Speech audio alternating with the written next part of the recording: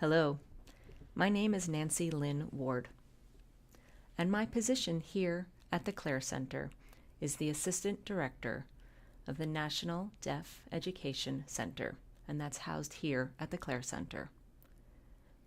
My job focuses on planning, program development, and dissemination. Today, the topic of my presentation is identified elements that contribute to transition success for deaf and hard of hearing students.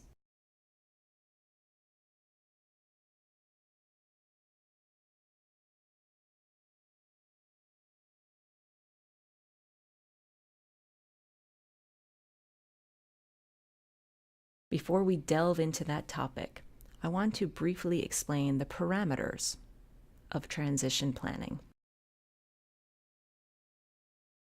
What are we looking at when we are trying to understand the criticality of transition planning for optimal post-secondary success and outcomes?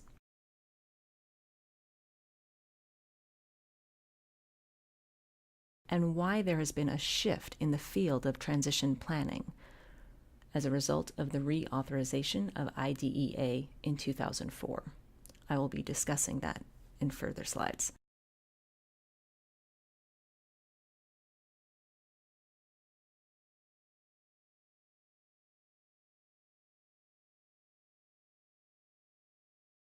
Something to keep in mind as we go through the presentation is what and how we're measuring post-school success. It's actually quite simple. The IDEA reauthorization of 2004 states that students must be able to do at least one or more of the following. The first, live independently. The second, find competitive employment. And third, be able to pursue additional educational opportunities, whether they be vocational training or higher education, such as university, college opportunities.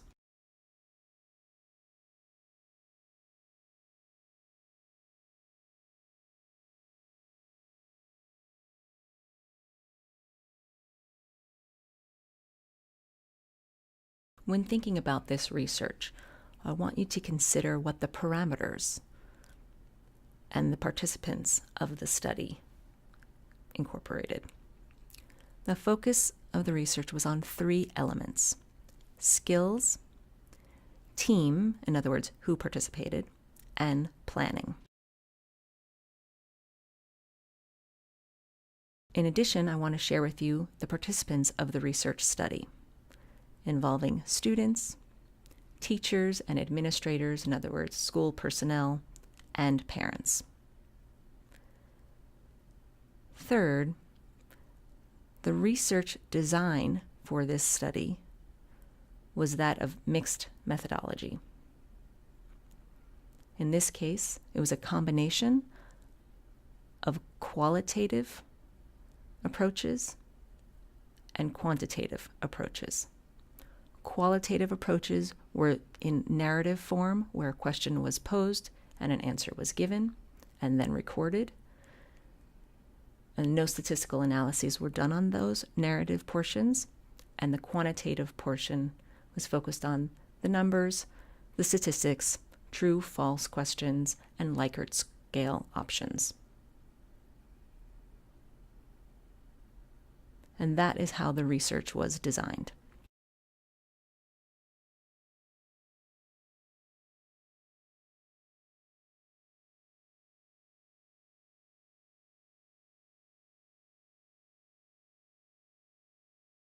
I want to share the summary of the research findings, and there are three key parts. There were significant differences identified between students and educators on the survey. The difference showed the thought processes of the educators as they considered whether or not the students were benefiting from the experience of being involved in transition planning meetings, as opposed to the students' own perception of whether or not they were benefiting from being involved in those meetings. students often felt that it was a profoundly beneficial experience, while educators struggled with some of the frustrations due to lack of resources and support, which I'll talk about later. But the issue of resources and support, as well as unrealistic expectations, led to some of the significant differences between educators and students, although they both agreed that being involved in the process was ultimately positive. Another significant difference was between students who attended as opposed to not attending IEP and transition planning meetings. And this was quite a difference because students who felt empowered, as if they could advocate for themselves, when people were not treating them in a paternalistic manner and doing for them, when they had the right to think for themselves, decide what skills they wanted to acquire, what their next steps in life would be, that entire landscape of decision-making became student-driven. Remember, as I explained previously, there was a reauthorization of IDEA in 2004. Prior to that time, the Act was results-driven. But after that reauthorization happened, it has shifted to an outcome-driven process. And what that means is that students must be empowered to make their own decisions, to decide what they want their future to look like based on their interests and passion. They must be able to identify their strengths and weaknesses and develop their self-advocacy abilities, as well as self-empowerment and self-actualization skills.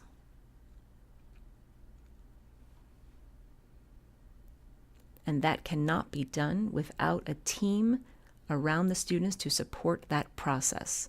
And that team consists of parents, teachers, professionals, and community partners. We need people in the community who are ready, willing, prepared, and able to support these students in a variety of ways. The school has its resources, the parents have their encouragement of the student, and there may be weaknesses that are identified. For example, in the area of literacy, well, then there can be additional training from the school to enhance those skills. All of the partners must work together to make sure that the student will succeed in achieving their dreams. That's a critical step. The third finding was not a significant difference between the level of satisfaction among teachers and students.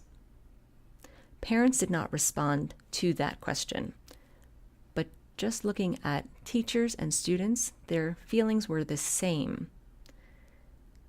They both agreed that it was a positive process for students to engage in.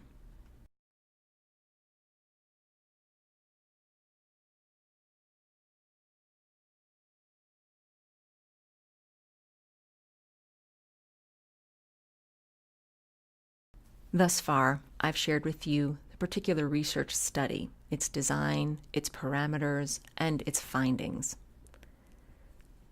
Now might be a good time to pause and call our attention to what transition actually is. What is its definition?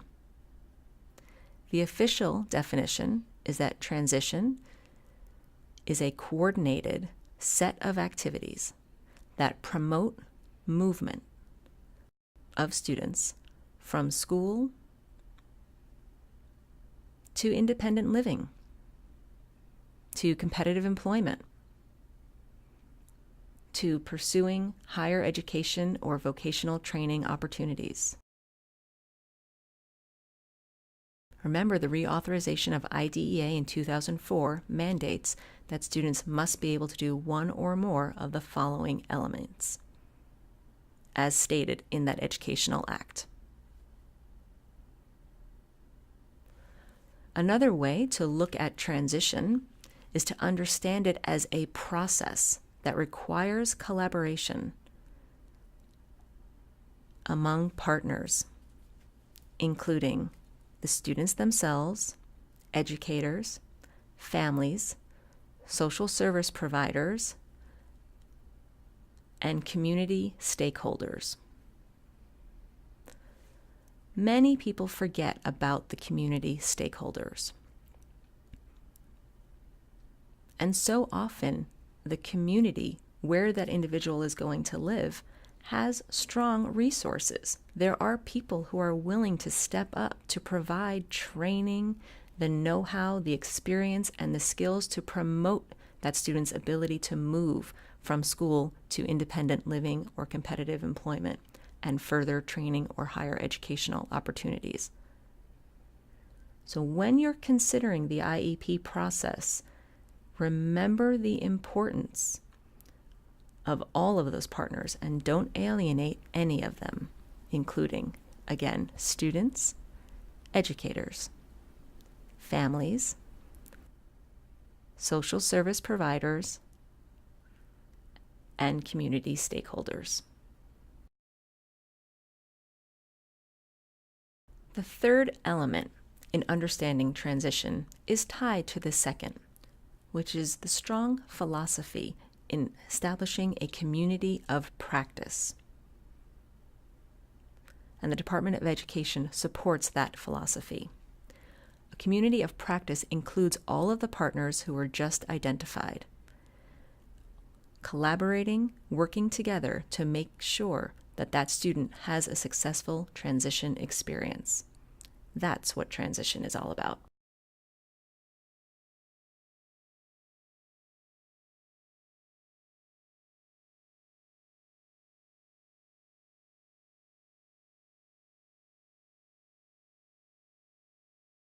This research project shows the promotion of an optimal post-school outcome is tied to the following principles. First, the IEP team is part of a collaboration and a participatory process by all of the partners. Second, a student-driven process that helps develop a student's ownership of the process. And that means that they feel and understand that this is about their future, rather than a paternalistic process where they are passive recipients who don't understand why certain decisions are being made. A student-driven process helps them develop their sense of ownership, their sense of excitement for their future, the ability to follow through on their desires and passions.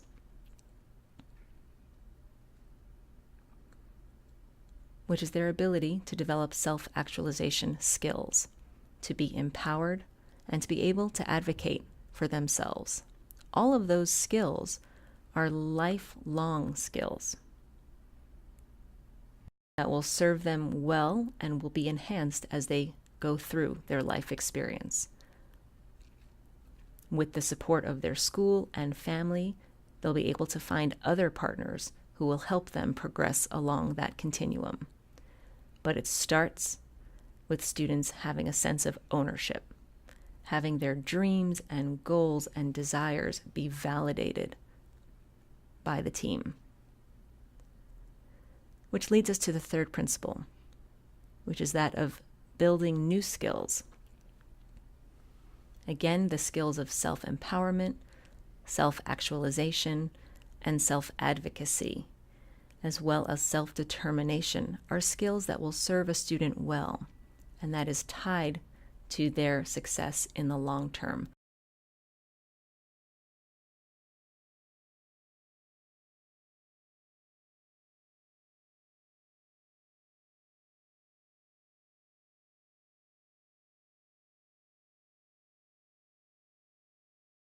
I've discussed the research parameters, the identified principles, and we're here at this point in the presentation to talk about the implications for practice. What does this research add to the field? What do we need to think about? What should we consider when we are planning transition for our deaf and hard of hearing students?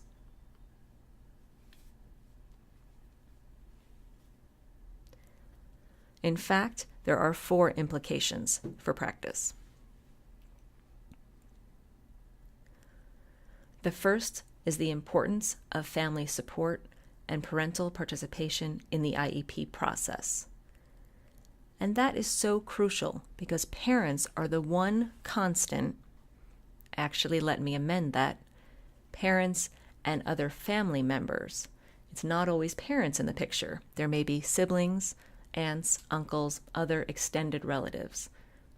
It is important that the family be recognized because they are most likely to be the constant in that student's life from childhood onwards. Once a student leaves school, who is going to still be in their life? Who is their cheerleader? Probably somebody from the family.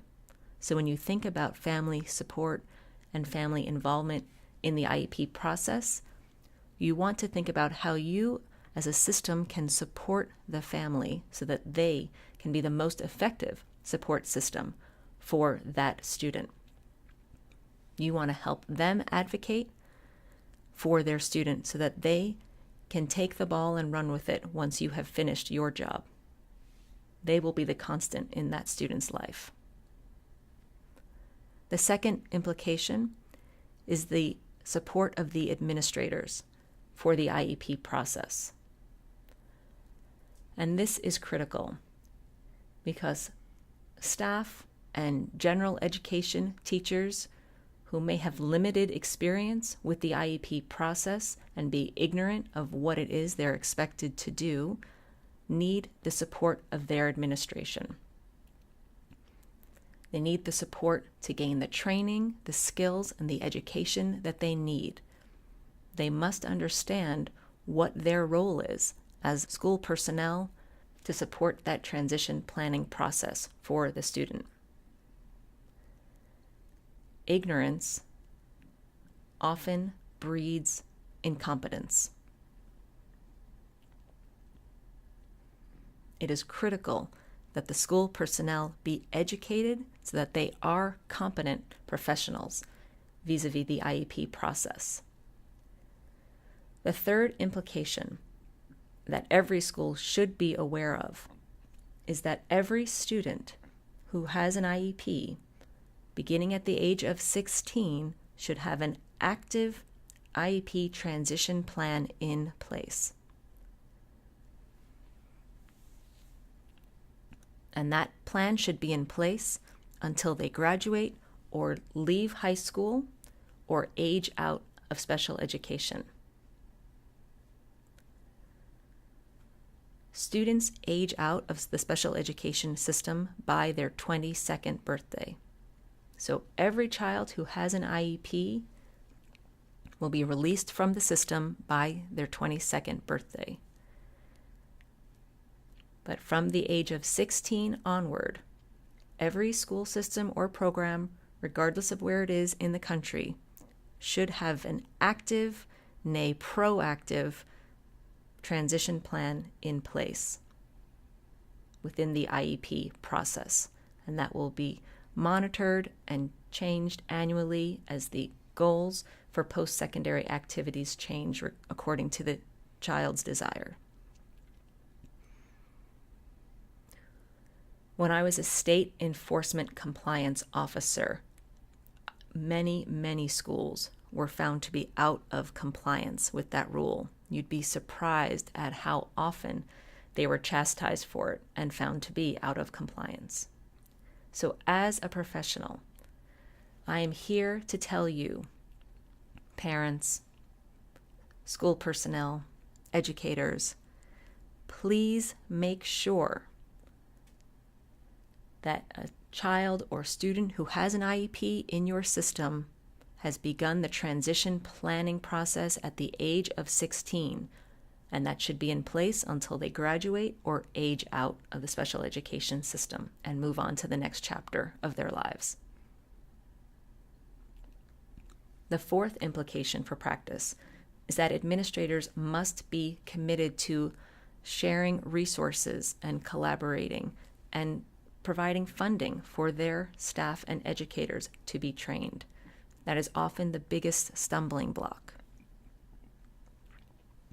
Students are isolated across the nation in school systems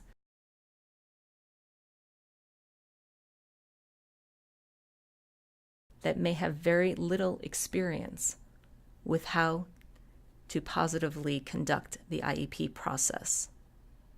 So if you have a deaf or hard of hearing student in your school system, there are certain requirements regarding the IEP, and the educators and the other school personnel must know what those requirements are.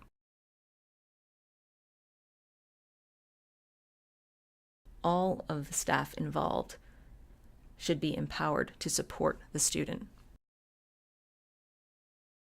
And that is what was identified as best practices for an optimal post-school outcome for deaf and hard of hearing students.